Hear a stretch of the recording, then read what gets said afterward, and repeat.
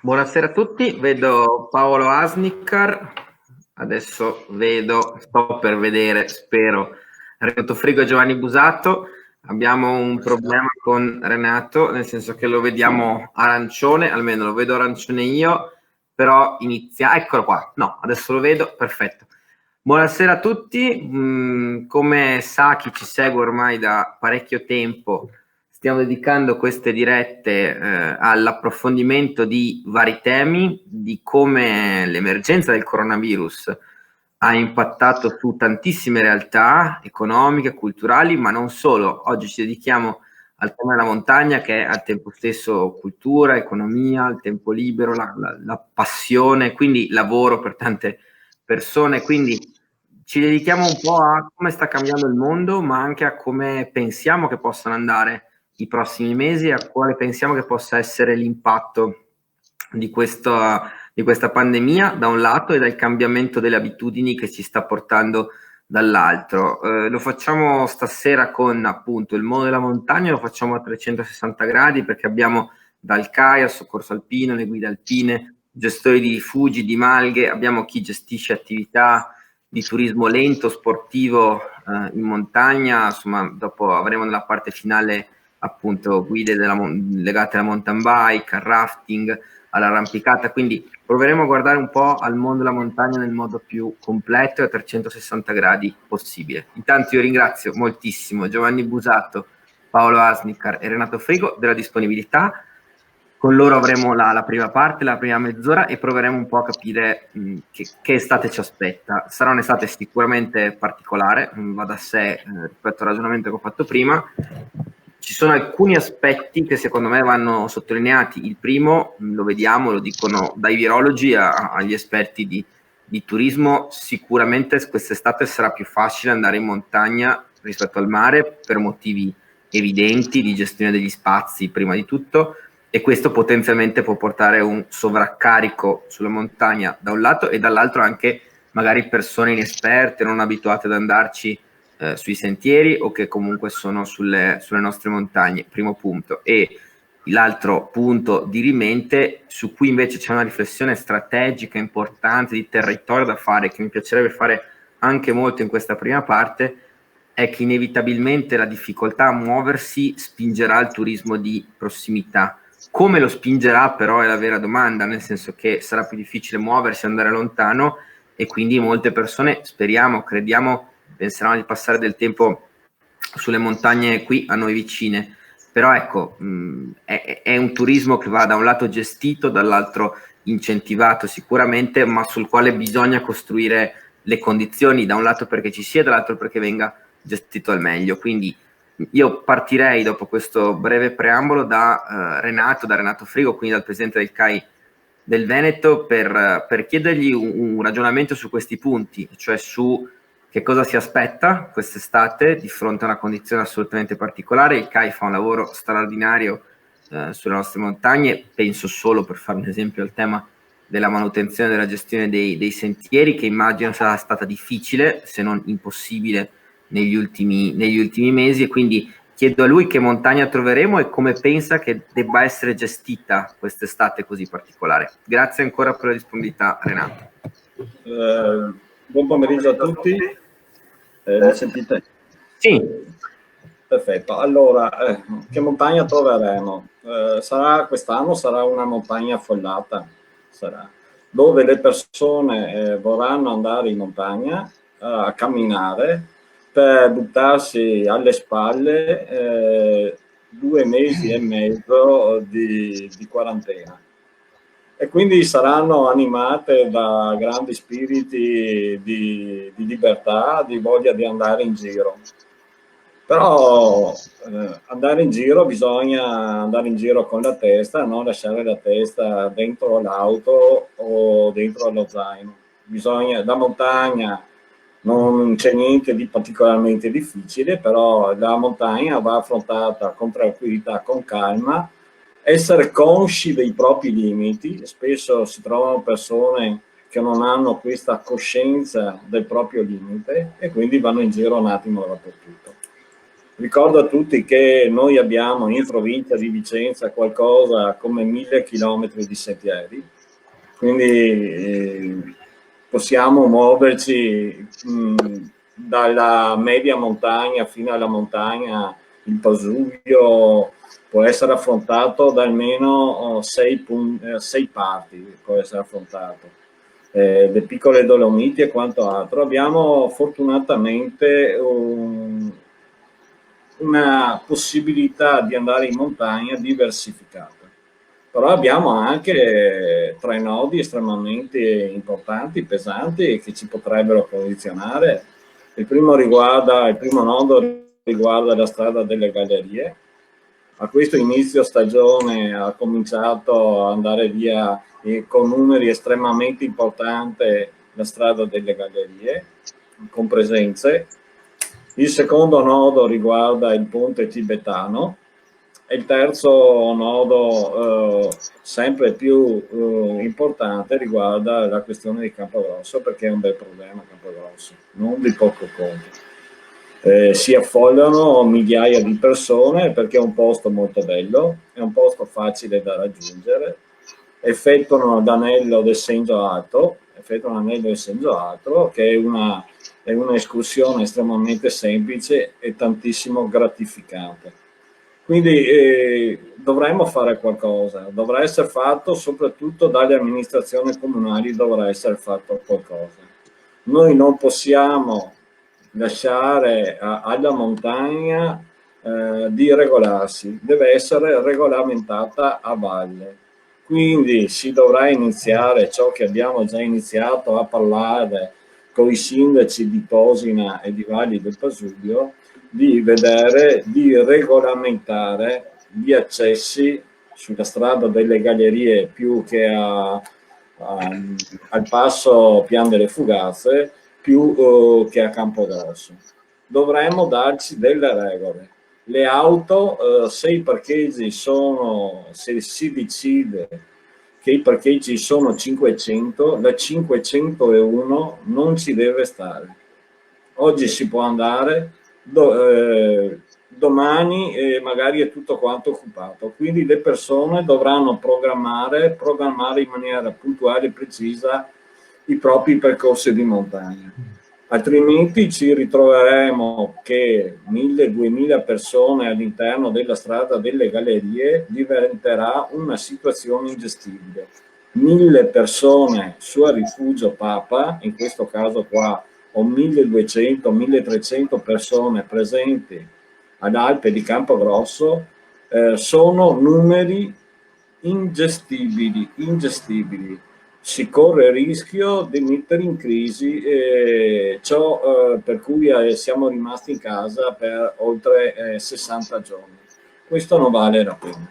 Quindi da parte nostra come CAI faremo una grande educazione affinché le persone siano consce del fatto che vi sono dei limiti, devono avere tutte quante all'interno dello zaino mascherina, gel, guanti, devono mantenere le distanze di sicurezza e questo riguarda il Covid-19. Dovranno in più avere un occhio di riguardo perché ci troveremo tantissime persone che per svariati motivi affronteranno la montagna, non essendo preparati o conoscendole a poco.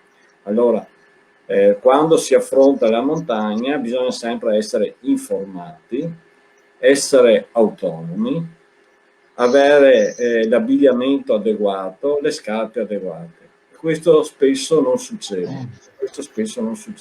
Non sottovalutare i percorsi, mai. Lo continueremo a ripetere sempre.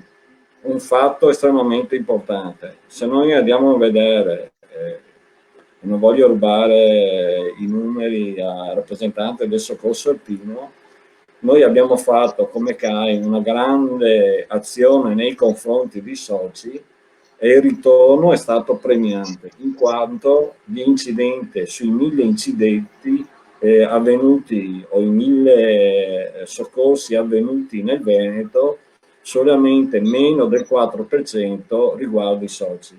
I soci del CAI Veneto sono 56.000, sono. Quindi un numero estremamente basso di persone. Perché? Perché siamo riusciti a formare. Dobbiamo fare...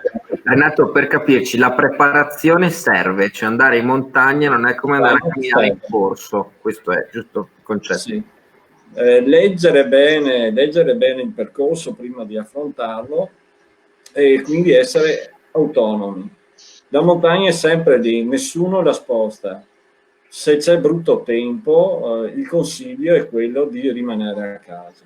Quindi noi riteniamo che le persone debbano avere, io confido nell'intelligenza delle persone e sui servizi in media, la pressione che faranno nei confronti di questi.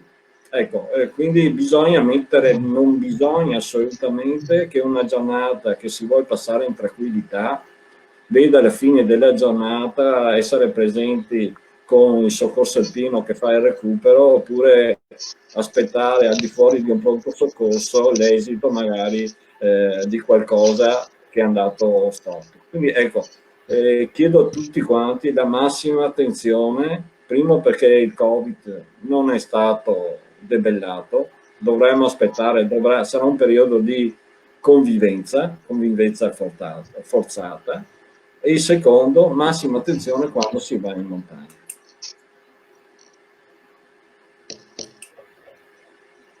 Senti? No, ero muto, mi ero messo muto per non dar fastidio, adesso ho ripreso la parola. Grazie a Renato, davvero. Paolo Asnicar, Paolo è di un territorio meraviglioso di Recoaro, che è una zona, come posso dire, che secondo me tra le tante davvero potrebbe beneficiare di questo tema del turismo di prossimità e del fatto che le persone riscoprano una zona del territorio che magari conoscono di nome ma frequentano poco. E quindi a Paolo, insomma, da un lato, insomma, visto il luogo da cui vive, ma per l'esperienza personale e professionale da guida alpina, chiedo, insomma, come a Renato che cosa vede davanti, che estate vede, come va gestita e approcciata la montagna quest'estate.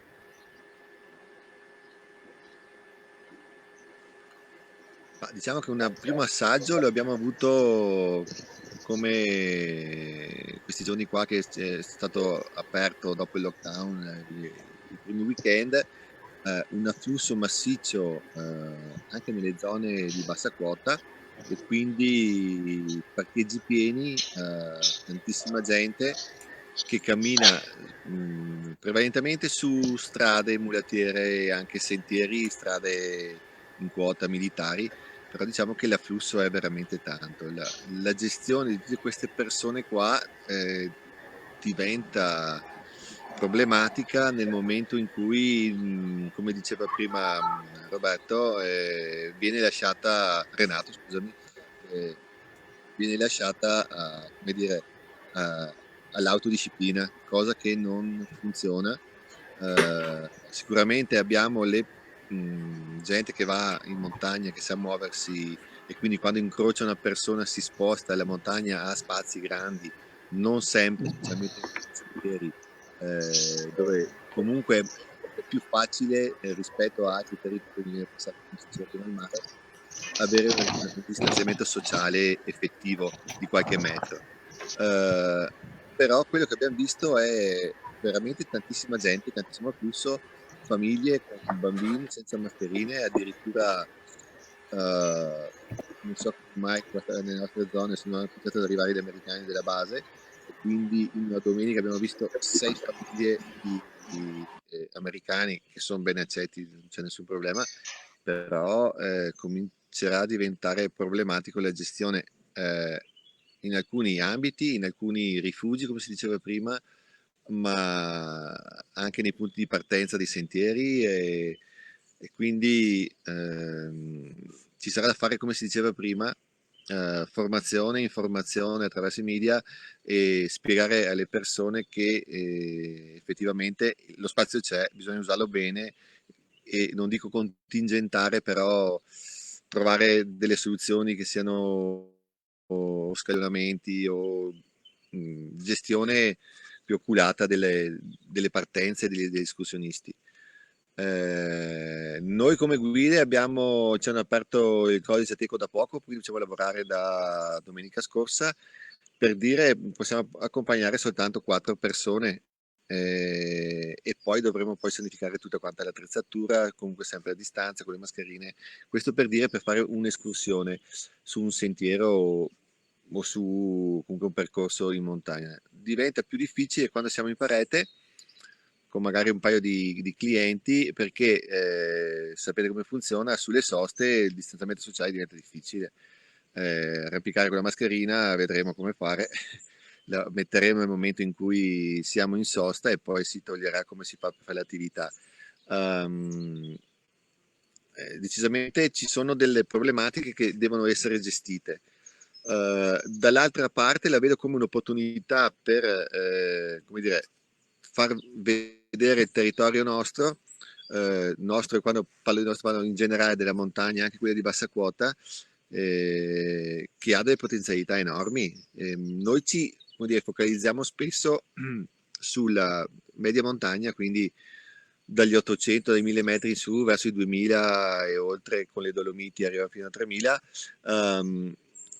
Però potremmo veramente invece indirizzare alcuni flussi di persone, di escursionisti, anche dai centri in fondovalle, per fare escursionismo e arrivare poi a una media quota che per diciamo, l'alpinista medio, nonostante ci siano bellezze da vedere in tante valli, magari non è la vetta che sogna di fare. Però per il turista, escursionista nuovo, che ancora non ha capito bene come funziona il territorio, può andare benissimo. Ci sono percorsi veramente belli e carini in mezzo ai boschi, fuori dal traffico, che ti portano anche su una collina. Mi viene a pensare alle prime propositi collinari che abbiamo anche nelle valli nostre. Può smaltire un po' l'afflusso. È logico che ci deve essere comunicazione e informazione da parte sia degli enti, sia da noi professionisti, sia anche da pensare da sezioni del CAI, per riuscire a fermare un po' di gente in giù. Diciamo che già negli anni scorsi abbiamo avuto qualche problema di sovraffollamento, come diceva prima anche Renato, in questi 3-4 posti. Mi viene a pensare che comunque anche ad Asiago e in altopiano appunto ci sono problemi di affollamento, come sul Grappa in alcune domeniche, che è difficile gestire perché come fai a fermare una persona che è venuta la domenica a fare un giro e gli dici no, tu devi stare ferma qua perché c'è troppa gente davanti. Dovremmo trovare delle soluzioni. Adesso so che ne abbiamo già parlato, un incontro che con i rifugi a Bocchetta Campiglia la settimana scorsa. Noi eravamo stati su fare un controllo sulle Cima delle Velerie. Io per esempio gestisco il sito di Cima delle Velerie e è un continuo richiesta di poter andare se sono aperte, se i rifugi sono aperti, e ho già detto che a tutte le persone che chiamano che devono attendersi alle disposizioni che ci saranno, poi sarà contingentata la partenza proprio per evitare assembramenti, perché poi migliaia di persone che salgono alle gallerie, all'interno delle gallerie l'assembramento c'è, insomma.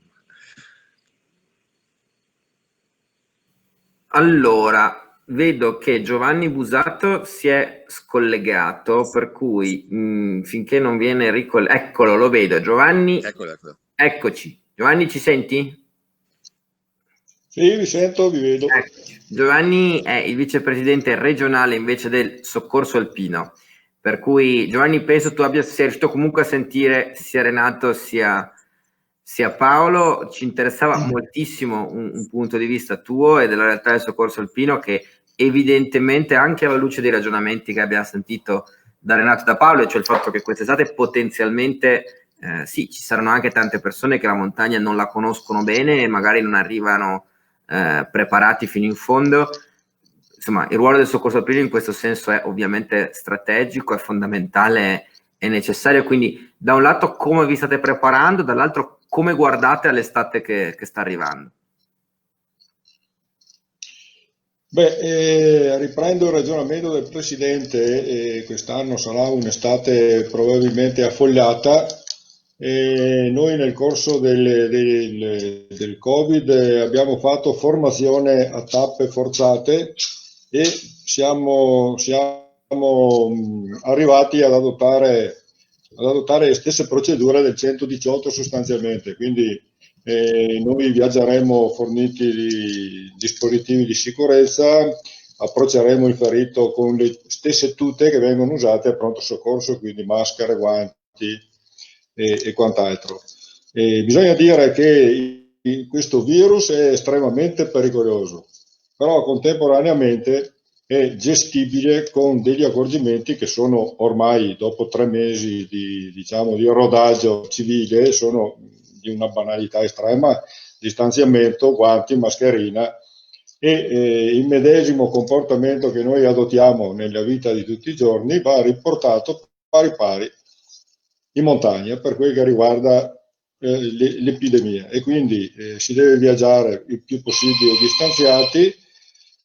Bisogna utilizzare i dispositivi, quindi le mascherine quando ci si incrocia, i guanti, mascherina quando si entra nei rifugi, e poi ovviamente frequentare le varie vie di alpinismo eccetera con tutti i consigli che le guide alpine possono dare. Cosa cambia per le persone che vengono soccorse? Sostanzialmente cambia che i tempi di soccorso si allungheranno decisamente perché l'approccio è molto più lungo, perché occorre preparare le squadre con guanti, mascherine, poi occorre caricare la tuta, bisogna mettere in sicurezza i trasporti, eccetera, sanificazioni. Quindi tempi un po' più lunghi. E la seconda cosa, che il paziente, l'infortunato, poi se viene ospedalizzato va incontro a una situazione che, nonostante il virus sia sotto controllo, ma va incontro a una situazione che è da evitare, che tutti devono evitare in questo momento, cioè le aree ospedaliere, che sono le aree più a rischio. E quindi, oltre a mettere in pericolo la stessa persona, mette in pericolo anche i soccorritori che entrano in questo meccanismo.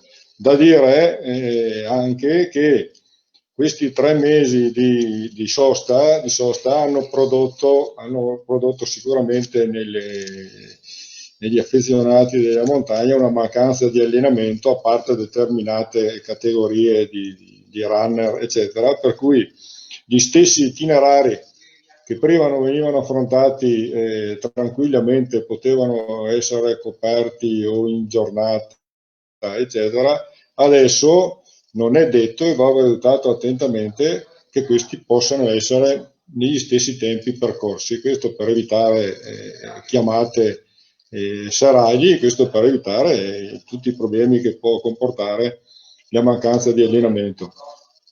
Per gli aspetti della sicurezza dal punto di vista tecnico, quelli rimangono inalterati.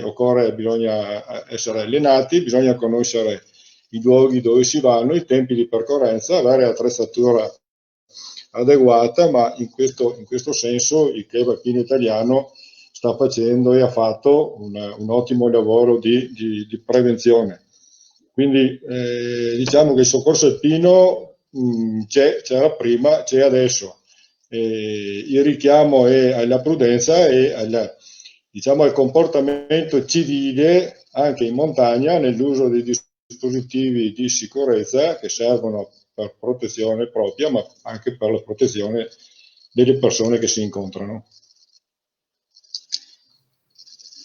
Allora, io ringrazio molto anche Giovanni, nel senso che ha dato una chiave di lettura su un altro aspetto che ci aspetta quest'estate, scusate il gioco di parole, che è fondamentale, perché dobbiamo pensare davvero a un'estate diversa, un'estate che avrà una parte incognita, ecco, tante persone che magari in montagna non ci sono state, che ci vanno da un lato, dall'altro.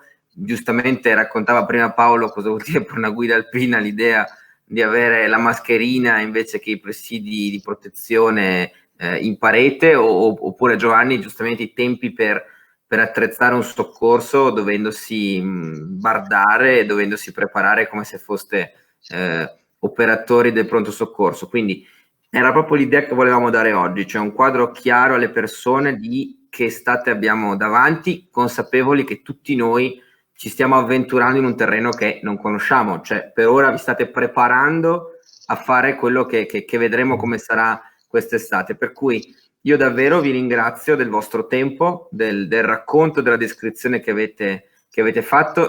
Purtroppo Renato Frigo deve avere un problema di collegamento, per cui non riesco a salutare lui e il CAI, però davvero grazie a Paolo Asnicar, grazie a Giovanni Busato, al Soccorso Alpino.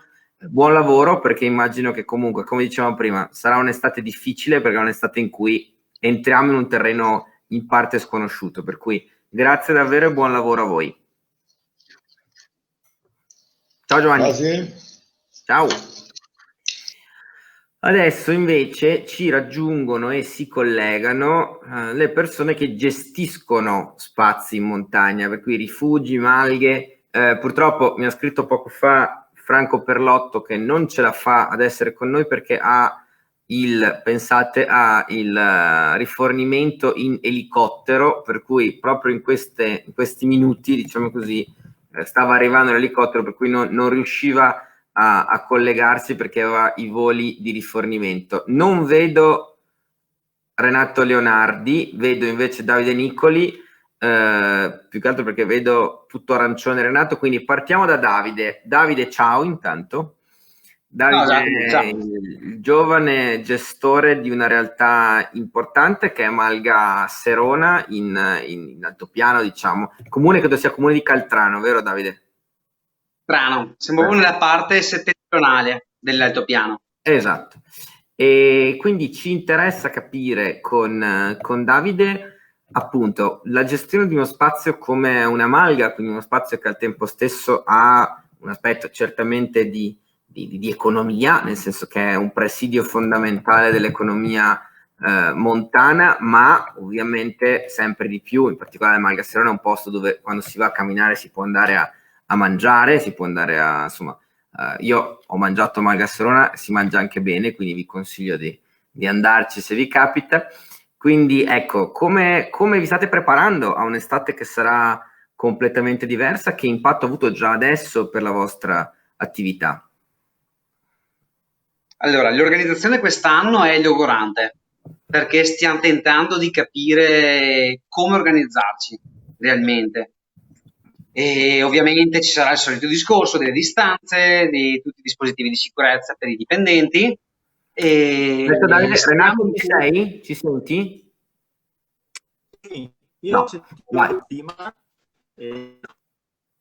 no. Davide, vai avanti, scusami. Che ovviamente ci saranno tutti i dispositivi di sicurezza per i dipendenti. Stiamo tentando di capire in realtà anche per i dipendenti se possiamo considerarli parte del nostro nucleo familiare nel periodo estivo, perché viviamo in uno spazio ristretto per 4 mesi assieme, per cui questa sarà una problematica da affrontare. Però non ci spaventa, siamo sicuri che, anzi, siamo consci del fatto che questa sarà l'estate della montagna. Abbiamo già visto in questi giorni di preparazione che c'è una montagna di gente che passa, che è pronta a venirci a trovare, per cui i problemi organizzativi sono risolvibili. E da questo punto di vista che impressione avete? Cioè sul piano degli arrivi, delle persone, del movimento, vi pare che ci siano prospettive importanti, positive? Qual è la sensazione? Allora, io ripeto che secondo me questa sarà l'estate della montagna. C'è voglia di libertà, c'è voglia di movimento, c'è voglia di spazi, per cui ho visto veramente tanta gente interessata, tutti molto educati finora, perché non ho visto assembramenti, non ho visto calca, però sono convinto che ci sarà un grande afflusso. Davide, ci racconti come funziona, finché aspettiamo che si colleghi Renato Leonardi, che è il gestore del rifugio Achille Papa, che credo si colleghi dal rifugio, per cui probabilmente ha qualche problema di connessione. Come funziona l'attività di una malga come Malga Serona? Cioè, che attività fate? Perché è un presidio così importante per la montagna? Allora, partiamo dal presupposto che principalmente noi siamo un'azienda agricola e siamo allevatori, per cui la finalità principale della Malga è portare in alpeggio gli animali. Qui abbiamo un discorso di benessere per gli animali, perché riusciamo a garantirgli un'estate fresca, il pascolo, e ovviamente il latte che produciamo viene trasformato in formaggio. A tutto questo pacchetto abbiamo unito anche la ristorazione per dare una risposta concreta a tutte le esigenze turistiche che c'erano. E, beh, quest'anno abbiamo anche altre due problematiche. Uno sono i grandi predatori Sì? e l'altra sono i cinghiali che stanno facendo razzia dei nostri pascoli. Per cui anche queste sono due problematiche toste a cui rapportarci. Davide, traduci grandi predatori per chi ci sta ascoltando? Lupi di fondo in questo periodo, che sono un problema tosto nella gestione del bestiame, soprattutto nella gestione del bestiame giovane. Perché anche l'anno scorso abbiamo fatto il mese d'agosto in cui ci turnavamo di notte per dormire, per controllare gli animali. Molto molto interessante, nel senso che l'obiettivo che ci siamo dati è proprio quello di dare un quadro completo di quello che accade in montagna, per cui ecco, anche in questo senso c'è anche un ragionamento sull'economia di montagna che secondo noi è assolutamente fondamentale. Vedo Renato Leonardi si è riuscito a connettere. Renato, ciao, ce l'abbiamo Ciao. fatta. Ma sei in rifugio? Sì, forse per quello. Sono in Beh, rifugio, sì. magari c'è qualche difficoltà di connessione con la rete qua che abbiamo. Renato si collega dal rifugio Papa. Noi ci tenevamo ad avere un rifugio, passatemi l'espressione, un rifugio di un certo tipo, cioè un rifugio che non sia solamente un luogo dove si mangia, ma un rifugio di montagna, e quindi un rifugio che si raggiunga a piedi. È un rifugio fortissimamente simbolico, dire forse, non voglio far torto a nessuno, ma il più noto sul nostro territorio, parlo ovviamente del territorio della provincia di Vicenza, per cui voglio ringraziare molto Renato della disponibilità. Insomma, ho amici che mi scrivono, Renato, se quest'estate possiamo andare in rifugio. Come vi state attrezzando? Qual è l'organizzazione? Che indicazione avete? Ho dato un'occhiata al vostro sito, per cui insomma qualcosa ho visto che c'è già come indicazione, però insomma vorremmo capire da te che impressioni, che aspettative avete, cosa vi è stato detto anche, cioè cosa vi aspettate che capiti quest'estate? Cosa aspettiamo che capiti? L'idea sicuramente è quella di cercare di aprire e lo faremo, spero, se non avvengono altri problemi, per sabato prossimo, sabato 6 giugno, cominceremo appunto a iniziare questa stagione abbastanza problematica, sia perché stiamo affrontando dei lavori di ristrutturazione e poi si è aggiunto anche questo discorso del Covid.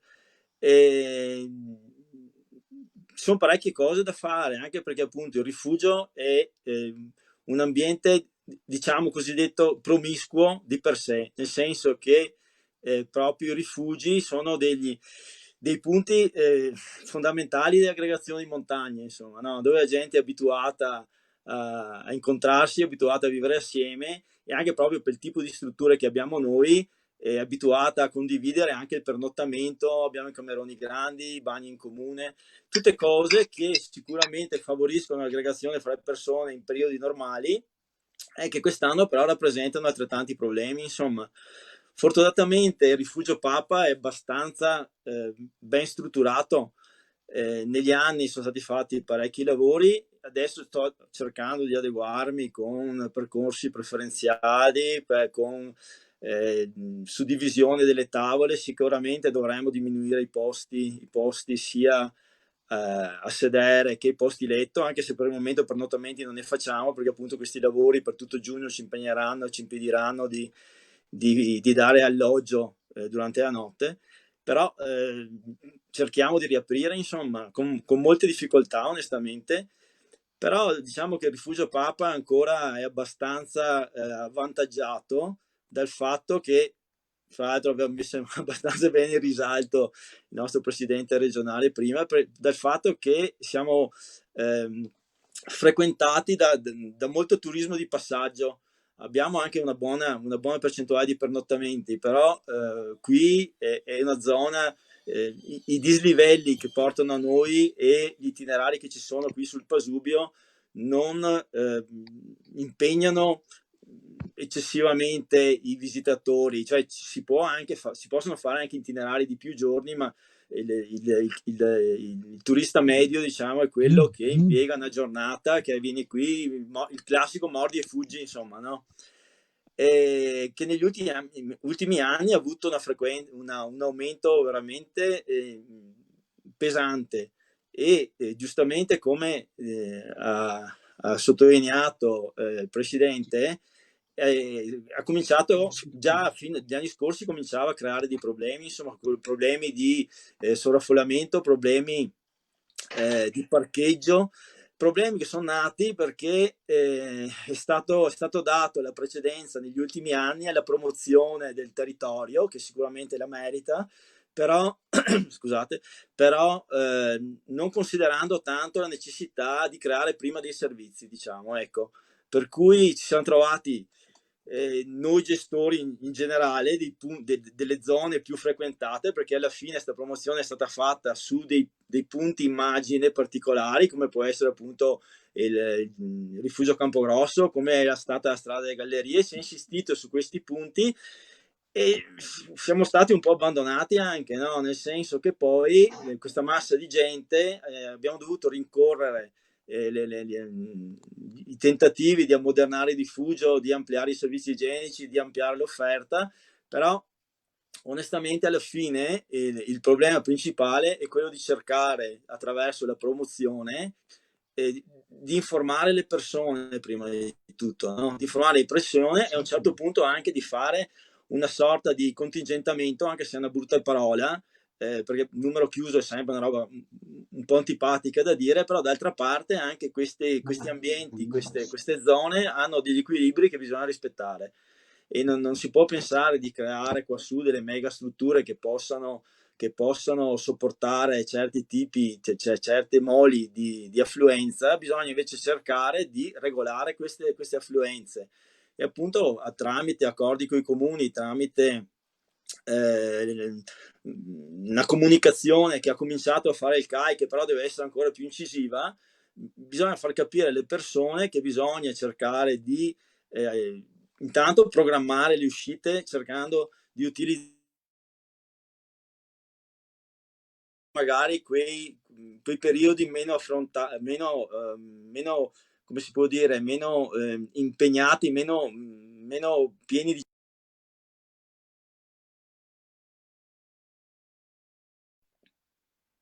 Sono sparito? Bene. Vai. Comunque ecco, ha capito. Scusate, ma col telefono è un po' di... il discorso nostro è quello di cercare di organizzare meglio questo tipo di turismo alla fine e far capire alla gente che esistono altri posti oltre a questi qua più blasonati, no? Sul Pasubio ci sono decine di itinerari che sono assolutamente tranquilli e meravigliosi e bellissimi, ecco, per cui si può cercare di programmare le proprie uscite magari evitando la solita strada delle gallerie, bellissimo itinerario, mi piace molto, però programmandola magari in periodi meno affollati, non so, infrasettimanali. Noi siamo aperti da sabato prossimo, dal 6 di giugno a metà ottobre. E comunque adesso la strada delle gallerie era già percorribile da 20 giorni a sta parte, insomma già gente la sta percorrendo, apprezzando sicuramente molto di più di quelli che arrivano la domenica di agosto, questi posti, questi ambienti, insomma, ecco. Renato, scusa, quindi la risposta alla domanda se quest'estate si potrà andare in rifugio, adesso mi riferisco al Rifugio Papa, ma anche ad altri rifugi. La risposta è tendenzialmente sì, dopodiché bisogna che questi rifugi riescano ad attrezzarsi per rispondere alle normative nuove, giusto? Alle linee guida relative all'emergenza. Quindi Cioè, però, adesso scusami, vado sul concreto. La camerata del rifugio, come viene gestita?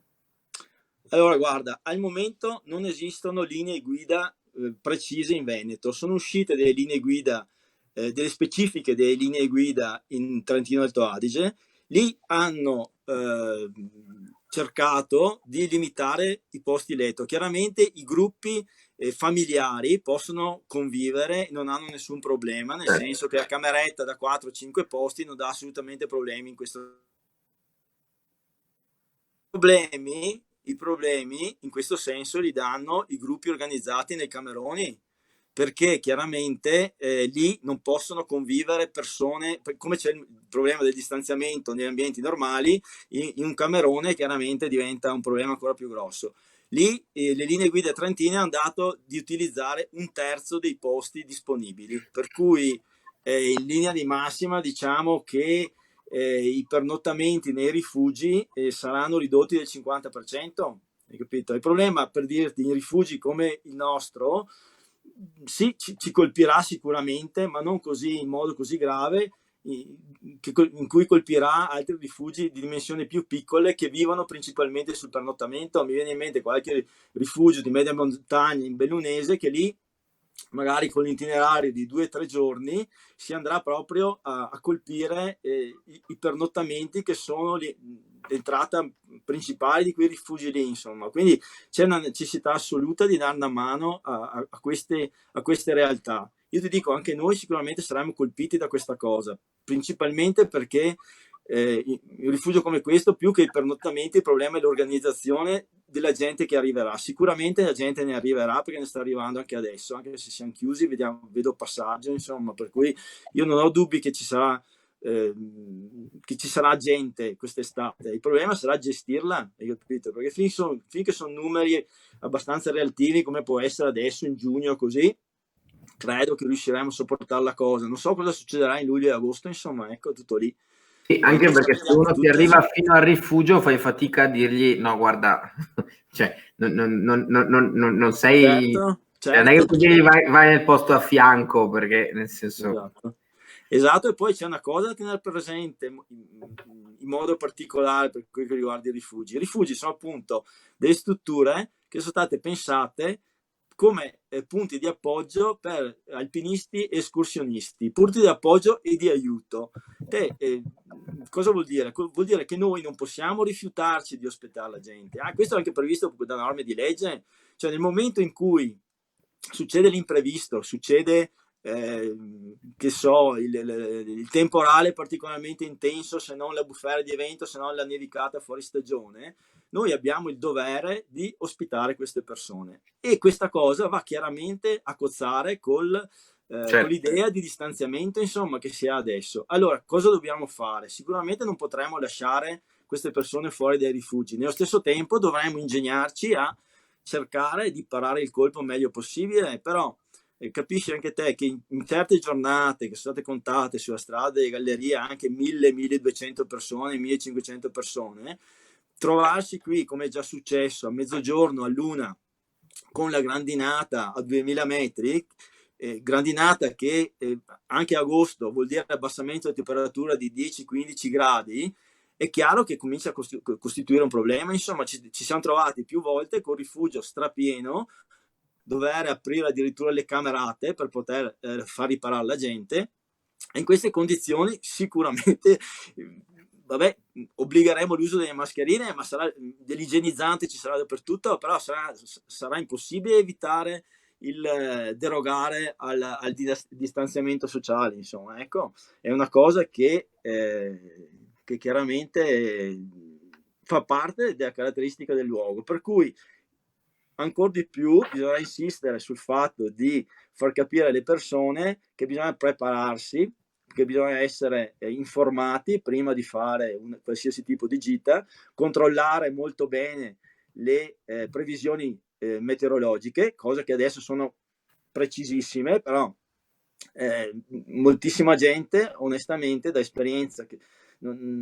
pur essendo dei frequentatori di internet, eccetera, la mattina non guarda previsioni meteo, no? e parte, ha deciso di partire la domenica e parte in ogni caso perché loro hanno deciso di partire, non rendendosi conto che magari i 27-30 gradi che ci sono in pianura possono diventare i 10-12 in montagna con il temporale, e può diventare veramente un problema di soccorso alpino a questo punto, no?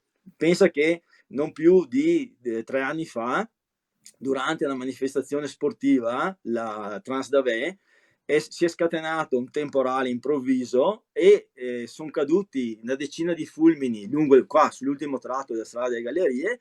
Fortunatamente non ci sono stati incidenti gravissimi, però abbiamo dovuto portare a valle 2 o 3 persone perché sono stati sfiorati da questi fulmini. Insomma, sono stati chiaramente, sono rimasti scioccati, impossibilitati a muoversi per qualche periodo di tempo.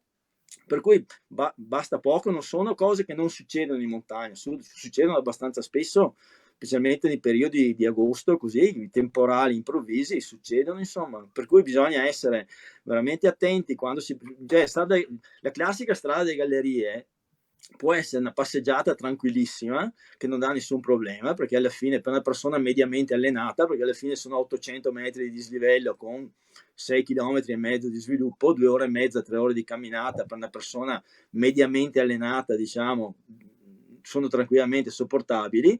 Però se uno comincia ad avere qualche problemino fisico, comincia a aggiungere che magari il meteo non sia eccessivo, pensa che magari questo non è tanto attrezzato, cioè comincia a diventare veramente un problema, perché un itinerario di questo genere non permette vie di fuga, cioè te sei a metà percorso, lì resti, insomma, o torni indietro o arrivi in cima, non ci sono vie di mezzo. E anche lì portare soccorso a una persona in un itinerario del genere vuol dire come minimo impegnare una squadra di soccorso alpino per 3-4 ore, non è che sia una cosa veloce, perché col brutto tempo bisogna pensare che non arriva neanche l'elicottero, per cui ci sono tutta una serie di cose banali, se vuoi, di cui bisogna tenere conto, insomma, quando si fa un itinerario di questo genere, pur banale, nella sua veste tranquilla, che poi può diventare anche, cioè, sono state Gallerie, ci sono stati anche incidenti gravi, anche mortali nel tempo, insomma, no? Per cui quando ci si muove in certi ambienti in montagna bisogna sempre avere delle minimo di accortezze. Anche di questi giorni sono arrivati dei ragazzi senza neanche mezzo litro d'acqua, perché sono arrivati qua disidratati, per fortuna ero qua, per fortuna loro, gli ho dato questa bottiglia d'acqua, insomma. Però cose banali che facendo la passeggiata classica, Giro di Campogrosso, magari, che pur essendo a media montagna, però puoi insomma, anche dimenticartele, puoi diciamo anche così. dimenticartene, perché tanto il rifugio c'è, o al limite, insomma, vabbè, ritorni sui tuoi passi. Cominciare a fare un itinerario come questo, che ne so, piuttosto che andare in cima al Carega, cominciano a diventare problematiche, insomma, possono dare dei problemi anche di ordine sanitario, anche di ordine di soccorso, ecco. Scrive Ingrid, ho visto, si riferisce alle 52 Gallerie del Pasubio, penso, ho visto salire gente in ciabatte, sarebbero da multare. Guarda, l'idea che adesso sta venendo avanti è quella appunto di contingentare il numero di accessi automobilistici all'inizio del parcheggio. Contingentare vuol dire permettere, almeno l'idea che abbiamo proposto noi col CAI, permettere, diciamo, una media di 50 auto l'ora, il che vuol dire che le persone arrivano in modo contingentato all'inizio della strada delle Gallerie, partono anche in modo contingentato, quindi lungo il percorso non si dovrebbero verificare eccessivi assembramenti. Questo vuol dire, implica anche un po' di controllo, insomma, no, della cosa. Prossimamente ci sarà, i comuni hanno già approvato la realizzazione di una sbarra elettronica in modo che questo avvenga in modo automatico. Adesso, avrai visto, hanno chiesto al prefetto di utilizzare la protezione civile proprio per fare questo tipo di controllo che deve essere anche, secondo me, come si può dire, il modo di spiegare alle persone il fatto di avvisarli di questo tipo di necessità, di problemi che si possono creare lungo il percorso. Quindi il controllo, magari dirgli: ma ascolta, sei sicuro di avere le scarpe adatte? hai portato un po' d'acqua, cioè cose banali, però potrebbe essere un modo anche questo, insomma, di sensibilizzare le persone al modo di andare in montagna. Ecco. E poi chiaramente ci vuole promozione, ci vuole un forte impatto mediatico da parte del CAI che spieghi cosa vuol dire andare in montagna. Poi ti dico la verità, ci vuole anche la voglia di ascoltare queste cose, no? Perché adesso siamo tanto portati a prenderle con leggerezza. Tutti quanti sono iperallenati, fanno corse fisicamente, vanno in palestra, eccetera. C'è questa tendenza di sentirsi un po' supereroi, essere superiori a queste cose, no? Per cui ti dico, itinerari che, come anche la Val Canale qua o il Pasubio, che una volta impegnavano 3-4 ore, adesso ci sono ragazzi che li fanno in 35-40 minuti. Per cui capisci anche te che la mentalità sia dovuta all'allenamento fisico, sia dovuto...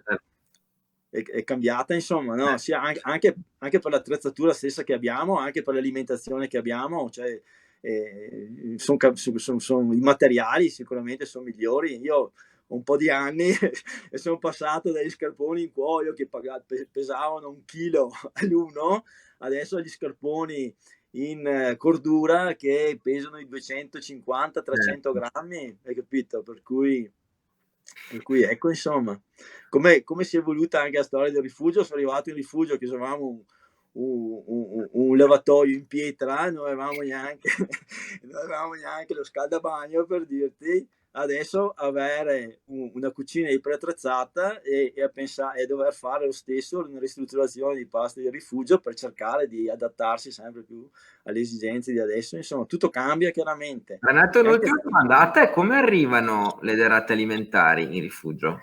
Beh, noi fortunatamente abbiamo la strada, Sì. per cui no, tutti quanti gli approvvigionamenti avvengono Riuscite a gestirli così. Insomma, no? Sì, È una strada 10 km di strada bianca, un po' sconnessa, però un mezzo abbastanza grande può arrivare fin su, per cui le cose tipo, che ne so, il combustibile, il gasolio per il gruppo idrogeno, quelle cose lì, il gas, fortunatamente anche la pulizia stessa dei reflui, che anche questo qua è un problema grosso per i rifugi. Noi abbiamo la fortuna che sale la ditta specializzata e 3-4 volte l'anno fa la pulizia delle nostre vasche biologiche, cosa che in tanti non hai i problemi di Franco Perlotto che mi ha scritto prima, guarda, sta arrivando l'elicottero per l'approvvigionamento, quindi purtroppo mi sa che proprio in quel momento lì ho la gestione dell'elicottero, eccetera, non credo di farcela, e soprattutto non penso di scendere in tempo, perché poi il suo problema era scendere. Certo.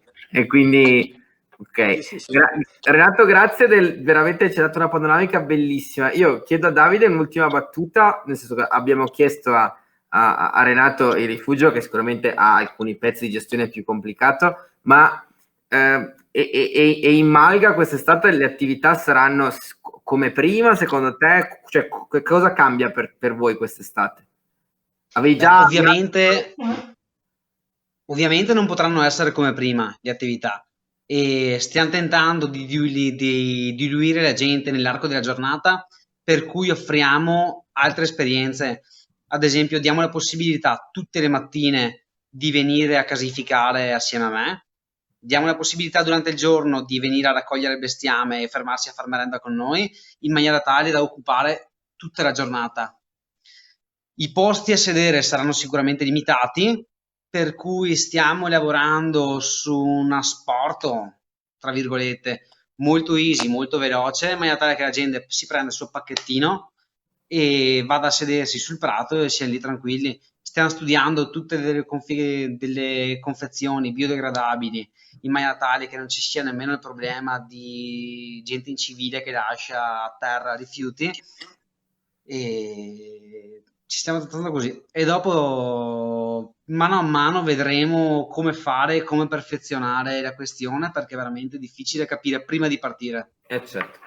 Davide, hai toccato un tema che c'entra non solo con le Malghe, c'entra con la montagna, e magari cogliamo l'occasione per fare un appello su questa cosa qui, e cioè una delle grandi preoccupazioni, lo leggevo sia sulle riviste di settore che in realtà sui quotidiani generici, è il tema dei rifiuti quest'estate, perché noi ci portiamo via rispetto a 3 mesi fa dispositivi di protezione, mascherine, gel, eccetera. Quindi ecco, questo è un grande appello, perché tanto più in un momento in cui fai attività fisica, cioè, l'idea che la montagna diventi un luogo in cui il rifiuto viene abbandonato, ancor più di quanto devo dire purtroppo in parte non avvenga già anche oggi, è una delle cose che a me spaventa tanto verso quest'estate, tanto più se ci sono persone che magari vanno in montagna occasionalmente e quindi non hanno l'amore per la montagna che tutti le dovremmo. Quindi ecco, su questo vorrei lanciare un appello vero, ovviamente con voi, che la montagna la vivete più di me, visto che insomma gestite attività importanti come le vostre. Perché penso sia un tema importante, giusto Renato e giusto Davide, ecco, se volete dire al volo una parola su questo.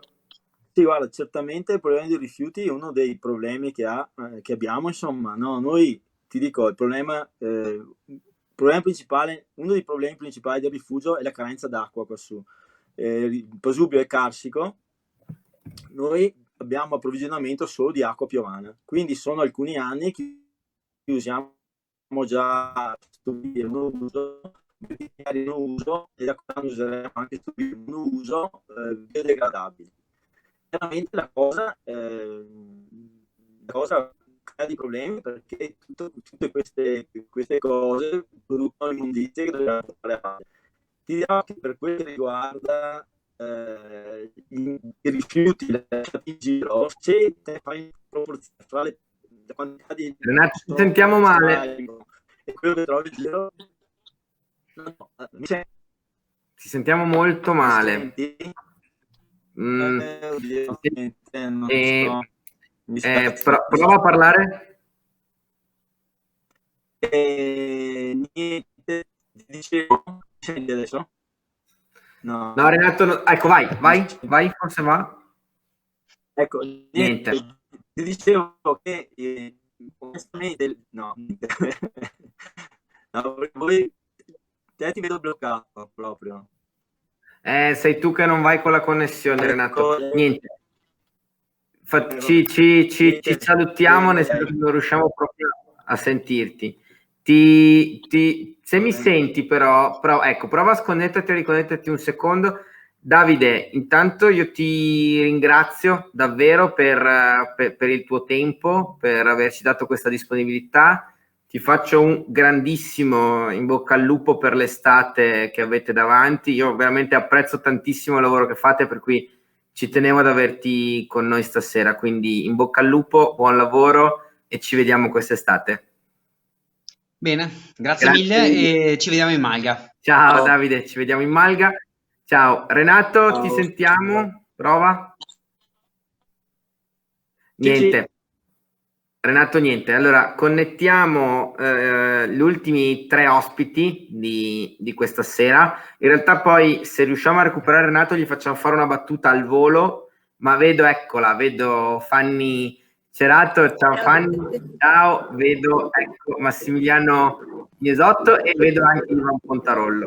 Allora, io ti ringrazio tanto della disponibilità, ci interessava moltissimo dare solo, insomma, forse avete sentito un po' chi ha preceduto, ve lo dico io rapidissimamente, non solo uno sguardo al tema sicuramente montagna, sentieri, CAI, soccorso alpino, chi gestisce rifugi, ma anche chi la montagna la rende viva con attività come le vostre, e voi siete anche tra l'altro distribuiti sul territorio. L'abbiamo voluto apposta, nel senso che Ivan è nel territorio della Val Brenta, Fanny è a Laste Basse, mentre Massimiliano andiamo in altopiano. Quindi grazie davvero della vostra disponibilità. Parto da Fanny, nel senso che parto da chi è alla mia destra, vado in senso orario. Fanny fa tantissime cose, nel senso che è difficile dire quale. Diciamo, l'aggancio principale per cui le abbiamo chiesto di essere con noi oggi è per Vertical Evolution, quindi una realtà che, diciamo, produce ganci, produce tutta l'attrezzatura per arrampicata, per il ponte, per esempio il ponte tibetano, giusto se non ricordo male. Quindi una realtà bellissima, perché è un'attività in montagna che produce per la montagna, per rendere la montagna accessibile e fruibile. Fa anche altre cose, potrei dimenticarmene qualcuna, tra l'attività credo di agriturismo, c'è una fattoria didattica, c'è l'attività legata, se non ricordo male, alla cardatura, quindi insomma c'è un po' di tutto. Volevo chiedere, insomma, a lei, hai ben capito, perché hai sentito chi ti ha preceduto, qual è lo spirito e il ragionamento di questa chiacchierata? Che impatto ha per te, per la montagna, per le attività che vedi, che gestisci, questa situazione, e anche come vedi le prospettive, nel senso che abbiamo ragionato molto anche di turismo di prossimità. Quella è una grandissima potenzialità per alcuni nostri territori che sono meravigliosi e che però non hanno avuto, probabilmente negli ultimi decenni ormai, possiamo dire, non anni, l'attenzione che meritavano. Sì, ovviamente il blocco che c'è stato totale abbiamo accusato un po' il colpo, ovviamente soprattutto per la chiusura dei negozi, perché le guide comunque avevano continuato a ordinare materiali per la nostra azienda, per l'allestimento di vie ferrate, mentre i negozi, ovviamente, essendo stati chiusi per 2 mesi, il blocco è stato abbastanza pesante. Adesso siamo ripartiti soprattutto con l'estero, purtroppo, come produzione, con l'Italia un pelino meno con i negozi, perché la ripartenza è stata proprio da poco, però c'è ottimismo da parte dei negozi, vedono comunque il movimento c'è e il settore, insomma, chiama ancora. Guardando anche solo nella nostra vallata, la ferrata agli Anelli delle Anguane, che è stata allestita da un gruppo che si è creato qua in valle con attrezzature nostre, sta lavorando molto bene anche in questo periodo qua. Mi parlano di accessi durante la settimana di una decina di persone, ma nei fine settimana qualche centinaio, quindi insomma il movimento c'è già adesso, quindi questo ci dà speranza, insomma. Come diceva anche Renato, un po' la preoccupazione che adesso vadano tutti in montagna, anche quelli un po' troppo poco preparati, soprattutto su una ferrata, potrebbe essere un po' rischioso. Insomma, l'importante è che ci si metta sempre il buon senso e non si improvvisi dall'oggi al domani arrampicatori pur di passare la domenica all'aperto. Avevo il microfono muto, per questo aspettavo di... No, mi sembra un messaggio veramente importante, anche perché il rischio che quest'estate ci sia tanta gente che si improvvisa è molto elevato, e tanto più se è un rischio su un sentiero di montagna, ancor più penso che lo sia su una ferrata o su una parete dove si arrampica. Quindi ecco, su questo, secondo te, come ci si deve attrezzare? Nel senso che prima abbiamo sentito Renato Leonardi del Rifugio Papa, che per esempio ha detto uno dei rimedi a cui stiamo pensando con le amministrazioni comunali è stato, forse hai sentito, quello delle macchine, per cui fino a un tot dopo basta, perché altrimenti non li puoi fermare in cima, nel senso che devi riportarli giù. Dal tuo punto di vista, quali sono le prospettive, ecco, su quel fronte lì? Ma non abbiamo affrontato l'argomento con l'associazione che gestisce la ferrata, però penso che sia il caso di parlarne se il flusso cominciasse a crescere. Trovare dei volontari che chiedano se si è preparati per la ferrata la vedo difficile, perché una normale persona qua della valle magari non lo sa. Chi fa parte della protezione civile non è detto che lo sappia, quindi magari è difficile trovare chi si dedica la giornata intera a controllare gli accessi e le informazioni. Speriamo, forse. Grazie a Fanny. Ci sono i cartelli all'inizio della ferrata che indicano come procedere, di essere attrezzati, e dopo quello sta sempre anche nel buon senso delle persone, insomma. Sì, cioè dici, la cartellonistica te lo dice, poi sta a te dire questa è una roba su cui devo stare attento perché non è per me, cioè non sono preparato per farlo. Mm-hmm.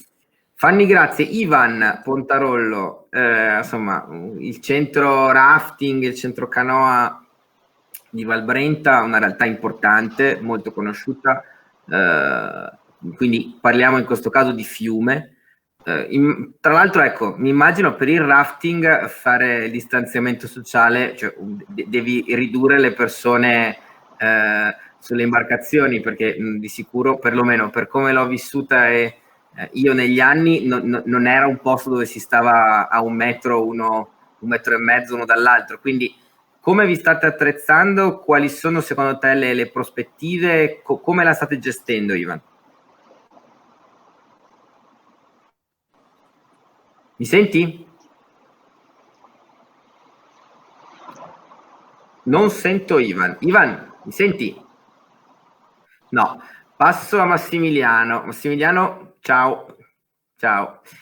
Allora, siamo andati con Massimiliano, invece andiamo in altopiano, quindi parliamo di montagna e di altopiano.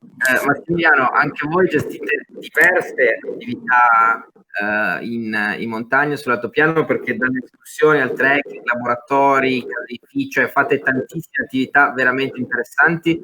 Volevo capire anche da te come state preparando, quali sono le indicazioni che avete, cosa state pensando per quest'estate che sarà così bella.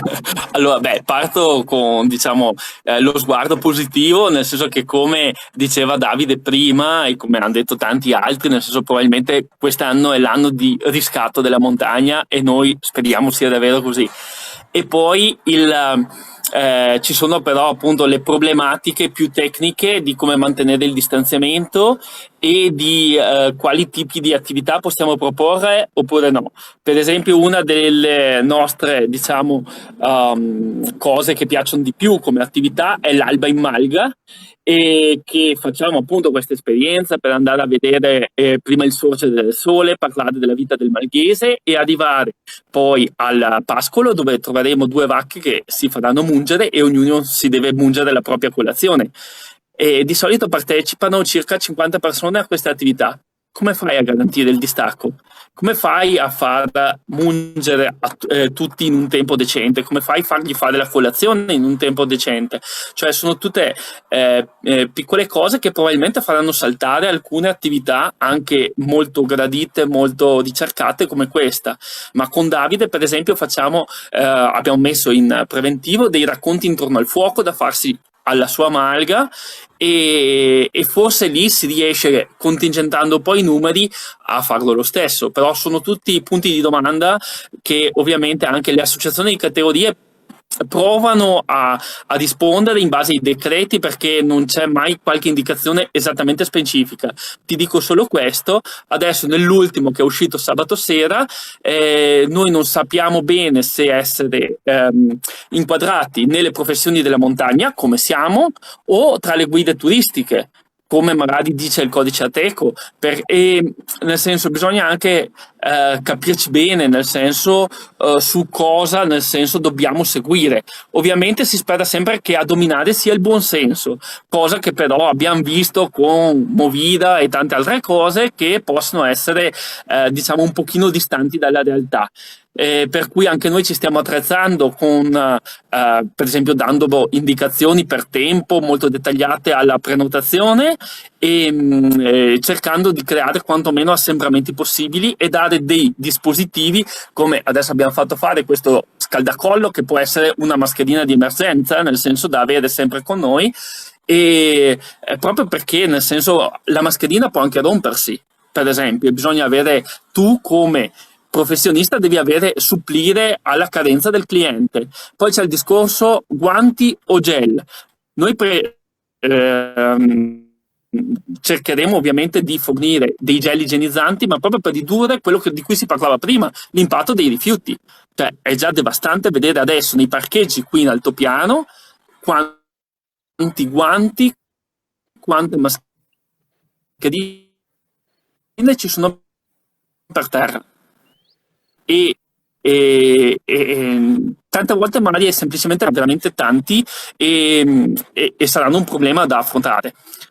Poi, nel senso, speriamo che nel tempo, a metà giugno, a luglio, le cose migliorino, però nel senso, bisogna fare un passo veramente breve, nel senso di fare il passo lungo la gamba e muoversi veramente valutando ogni singola cosa. Grazie Massimiliano. Ivan, ti senti adesso?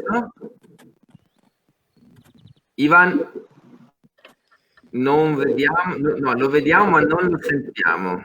Ivan, non ti sentiamo. Ok, Massimiliano, scusami, su quello che stavi dicendo volevo chiederti qualcosa in più, e cioè è già così, cioè la situazione dei rifiuti è già allarmante, è già complicata, è già...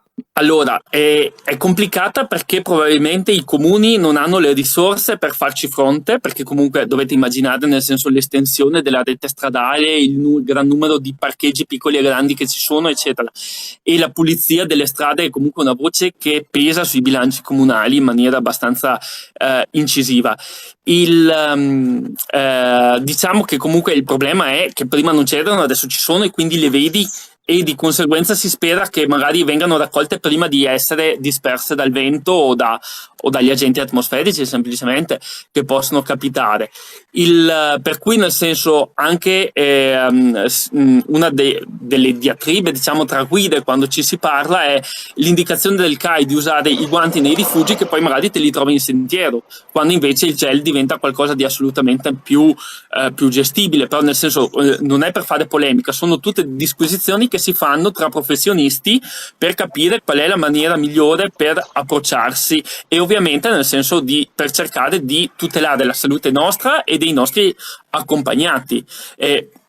Prima si parlava di fattoria didattica, anch'io ne ho una, e si stava valutando come poter fare l'attività in sicurezza per garantire per esempio bambini, ma soprattutto io lavoro con famiglie, nel senso, quindi gli adulti insieme ai bambini, che in realtà loro come nucleo possono stare vicini, però i nuclei tra di loro devono mantenere la distanza, quindi nel senso è una complicazione esponenziale nelle attività che diciamo sono cose da affrontare, si spera, con un grano di sale, però nel senso le indicazioni legislative sono abbastanza stringenti e nessuno vuole incappare in sanzioni o peggio, nel senso nel far diffondere l'epidemia che per fortuna si sta contenendo molto bene.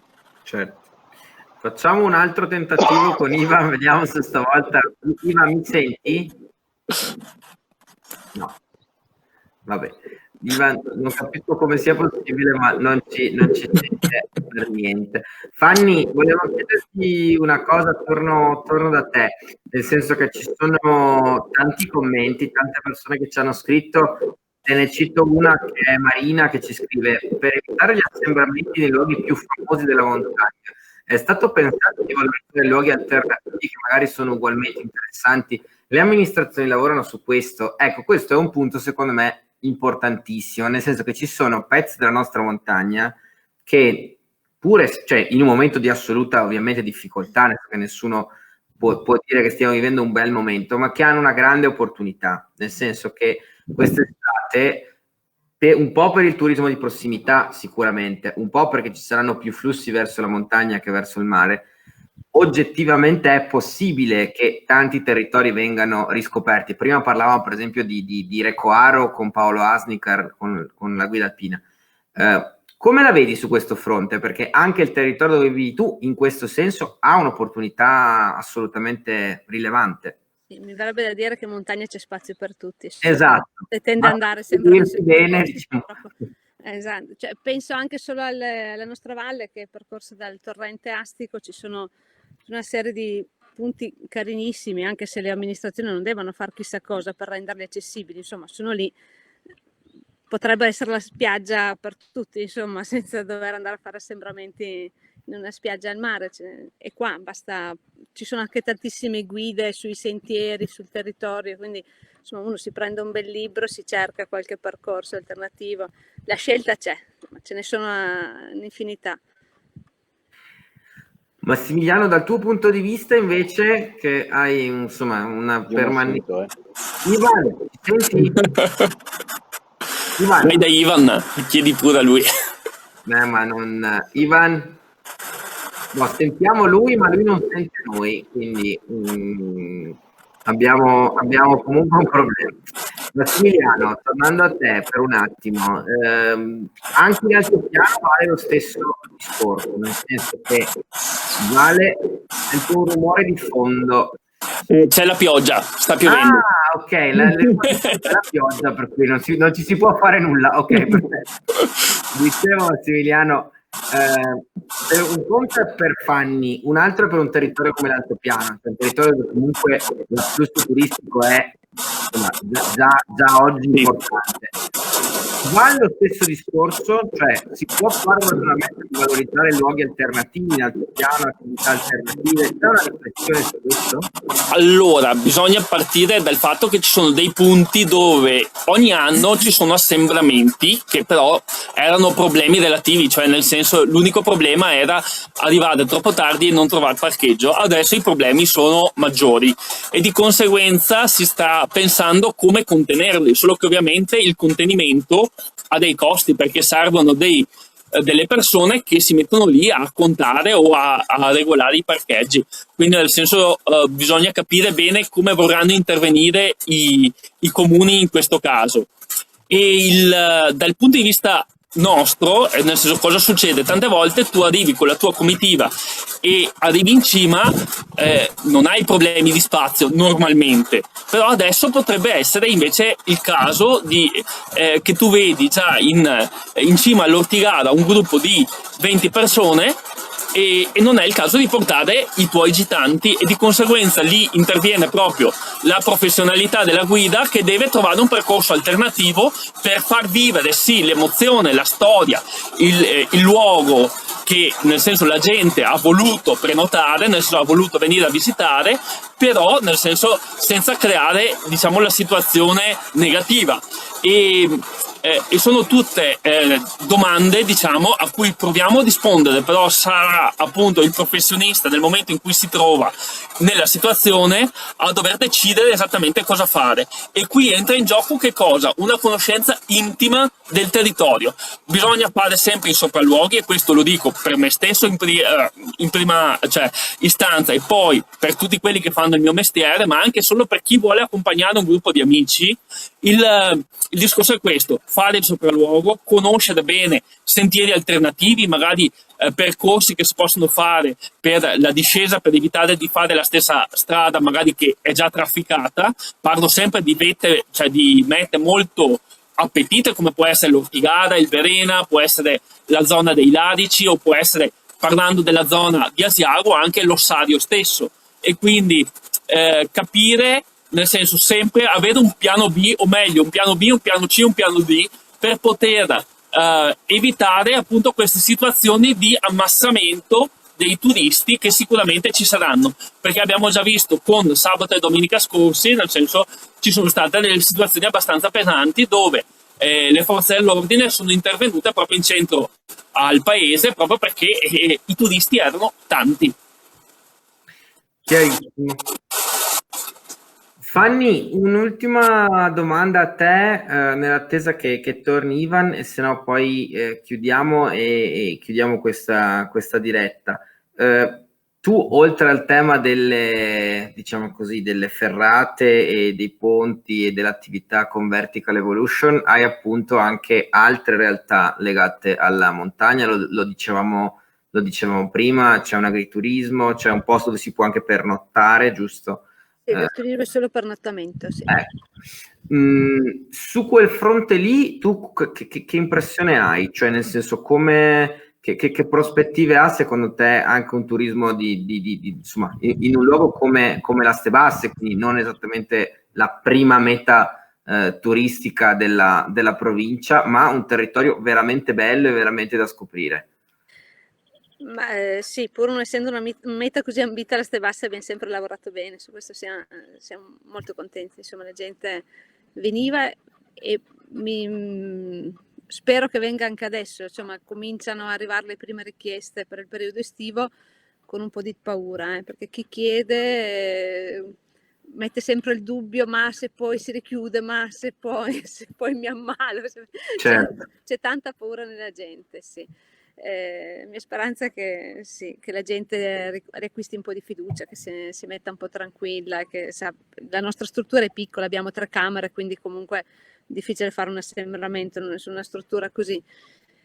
Speriamo che anche questo ci aiuti, insomma, che la gente prediliga gli ambienti piccoli rispetto a quelli grandi. E questo potrebbe, questo secondo me aiuterà sicuramente, nel senso che lo diceva prima anche Renato Leonardi del Rifugio Papa, il tema per esempio è per le camerate, non per gli spazi più piccoli ovviamente, quindi mi immagino che anche per gli alberghi o per le realtà come la tua varrà lo stesso principio, cioè più un luogo è piccolo, è sentito vicino e più sarà ambito, più sarà facile insomma accedervi. Allora io vi ringrazio molto sia Fanny che Massimiliano per la disponibilità, per la testimonianza, per quello che ci avete raccontato. Vediamo se sentiamo Ivan in chiusura. Ivan? Sì, vi sento forte e chiaro adesso. Incredibile, all'ultimo secondo ce l'abbiamo fatta. Ivan, dicevo, così riusciamo anche a farti intervenire proprio in chiusura all'ultimo secondo. Il centro rafting, insomma, in Val Brenta è una realtà importantissima che ha dato vita a un territorio, è stata fondamentale per la rivitalizzazione di un territorio come Val Brenta, che oggi è diventato un comune unico tranne Solagna, giusto? Quindi avete anche cambiato dal punto di vista amministrativo la vostra realtà, quindi volevo capire da un lato che impatto ha avuto per un'attività storica ormai come la tua e dall'altro come vi state preparando a quest'estate, Ivan. Allora mi collego a quel poco che ho sentito di Massimiliano, che è un collega che stimo tantissimo. Noi abbiamo pagato come turismo e comunque diciamo conservatori di certe culture e anche promotori del territorio un prezzo caro alla comunità per il bene comune. Adesso noi stiamo raccogliendo le ossa rotte per partire di slancio come siamo abituati in tante occasioni.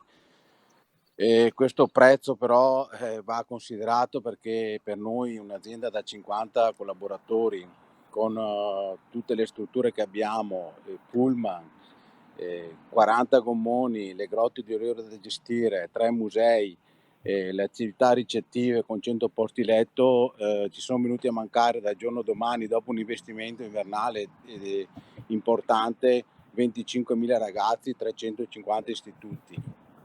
Questo noi te lo porteremo avanti per molti anni. Speriamo che i nostri amministratori nazionali e regionali si mettano le mani sulla coscienza, perché è un danno grave che crea sul territorio, un territorio tra l'altro il nostro, come anche tanti altri, le valli che hai citato adesso, i miei colleghi che hanno parlato, che a fatica abbiamo cercato di viverci e di creare un'economia attorno al territorio, conservando quelli che sono i nostri valori e la nostra identità. Immagina che da noi il turismo non possiamo parlarne certo come Asiago, però a fatica in 20 anni io mi sono creato un target che è quello dell'educazione ambientale, che porta appunto a 25-30 mila ragazzi all'anno da tutta Italia. Cioè noi siamo all'interno di un programma di programmi didattici di scuole che vanno dal centro Italia a Cuneo piuttosto che Trieste che a Bolzano. Noi anche ieri ho fatto una riunione importante nazionale, perché noi siamo inseriti all'interno delle attività fluviali con la Federazione Italiana Rafting. Molti, perché non guadagnano, hanno deciso di non aprire. Questa non è la mia filosofia. Noi anche se non ci guadagniamo siamo pronti, perché noi siamo detentori di valori prima che lavoratori e che persone sul territorio. Pertanto noi, anche se le norme sono molto restrittive per l'accompagnamento, per la distanza sociale, per l'igienizzazione, immaginate alle attrezzature, ai spogliatoi, ai trasporti, bisogna pulire il pullman ogni volta che si usa, bisogna usare metà posti, eccetera. Noi comunque andiamo avanti perché dobbiamo dare un servizio, un segnale ai nostri giovani, ma anche alla società in cui viviamo.